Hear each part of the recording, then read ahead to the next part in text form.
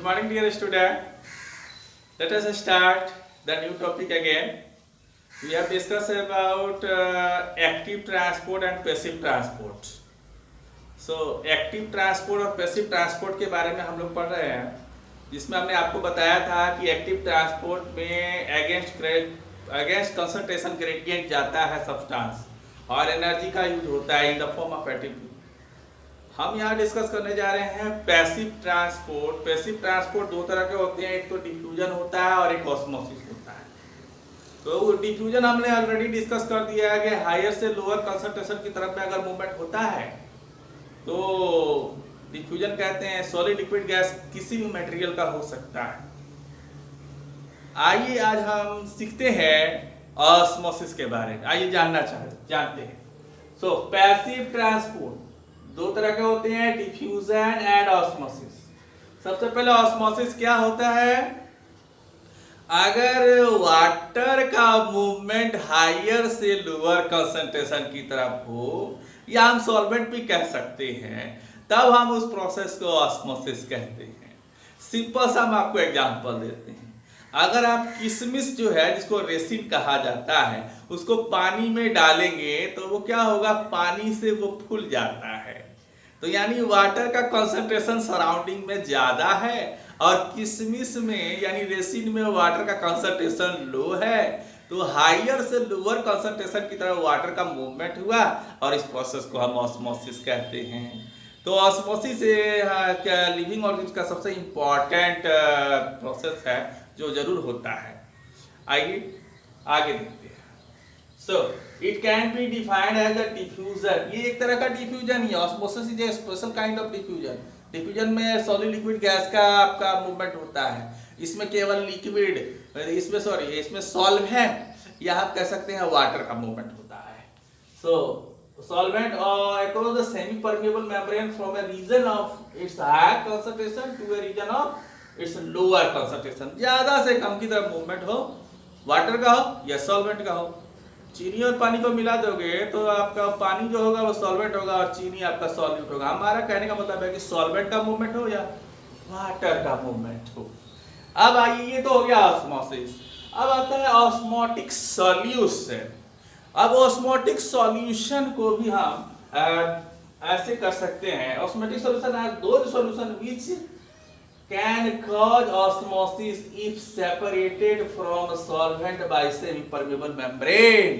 अगर semi permeable membrane से बाधा डाल दिया जाए और अगर सॉल्यूशन का ऑस्मोसिस अगर होता है, यानी ऑस्मोसिस सॉल्यूशन का अगर हो, अगर उसके बीच में सेमी परमेबल मेम्ब्रेन लगा दिया जाए, तब उस सॉल्यूशन को क्या कहेंगे? Osmotic solution. यानी ऑस्मोसिस और ऑस्मोटिक सॉल्यूशन में आता है।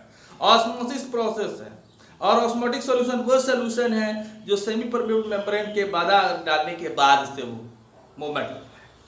सो ऑस्मोटिक सॉल्यूशन को तीन पार्ट में डिवाइड किया गया है। ठीक है।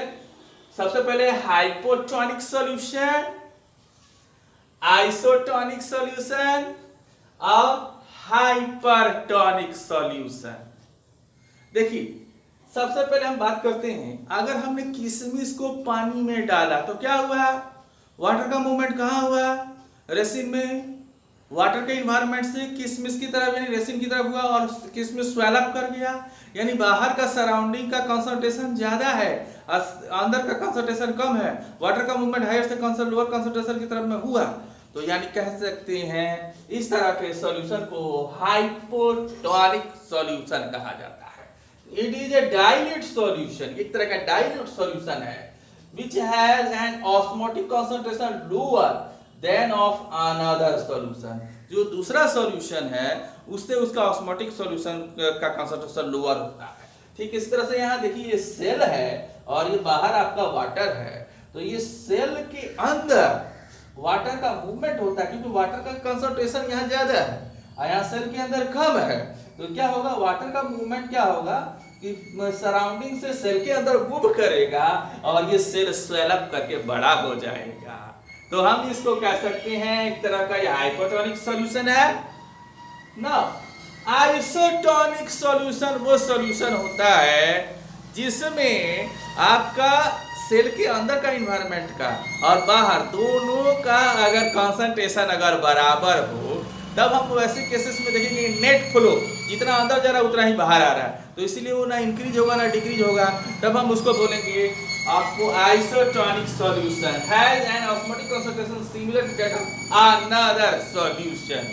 तो इसमें क्या होगा, सेल का शेप हमेशा मेंटेन रहेगा, ना बढ़ेगा ना घटेगा ना। एक और एग्जांपल देते हैं, इस जो किशमिश आपका फूल गया है, स्वेलअप कर गया है, उसको ना शुगर सॉल्यूशन या सॉल्ट सॉल्यूशन में रखिए, तो आप देखेंगे क्या कि सेल के अंदर वाटर का कंसंट्रेशन हाई है और शुगर सॉल्यूशन में वाटर का कंसंट्रेशन लो है, तो सेल से आपका वाटर का मूवमेंट सराउंडिंग में बाहर जाएगा और सेल श्रिंक करके छोटा हो जाएगा। तो इस तरह का हम सॉल्यूशन को कह सकते हैं hypertonic solution. It is a concentrated solution which has an osmotic concentration higher than that of the another solution। यानी ये क्या है कि बाहर का कंसंट्रेटेड सॉल्यूशन होगा। जैसे हम किशमिश जो फूला हुआ किशमिश है उसको अगर हम शुगर सॉल्यूशन में रखते हैं तो वाटर उससे बाहर आता है, ठीक है।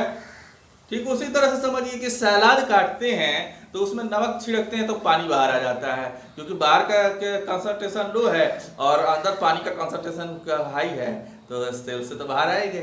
और इससे क्या होगा, ये जैसे ही वाटर लॉस करेगा और ये श्रिंक करके छोटा हो जाएगा, ये छोटा हो गया इधर से, और इस तरह से हम कह सकते हैं ये एक तरह का हाइपरटोनिक सॉल्यूशन है। माय डियर स्टूडेंट, ये तो हो गया टाइप्स ऑफ ऑस्मोटिक सॉल्यूशन। और लास्ट है टाइप्स ऑफ ऑस्मोसिस। ऑस्मोसिस दो तरह के होते हैं, एंडोऑस्मोसिस और एक्सोऑस्मोसिस। अगर सेल के अंदर जा रहा है किसी भी सब्सटेंस का तो एंडोऑस्मोसिस हो गया, अब बाहर आ रहा है तो एक्सोऑस्मोसिस हो गया। ये दो लिविंग ऑर्गेनिज्म में अंदर जाएगा या बाहर आएगा, इनमें से कोई एक होगा।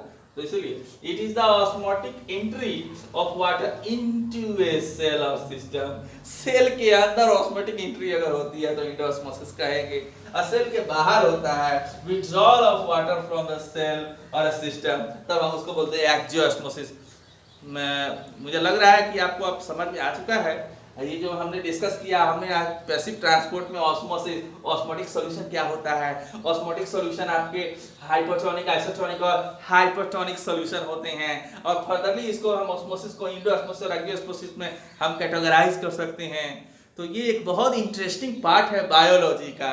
ये इसको अगर नहीं समझते हैं तो आगे आपको दिक्कत हो सकती है। तो ये बहुत इंपॉर्टेंट है, इसको अच्छी तरह से आप समझिए, और अगर इससे कोई क्वेरी हो तो आप पूछ सकते हैं। आज के लिए इतना ही। Thank you, have a nice day.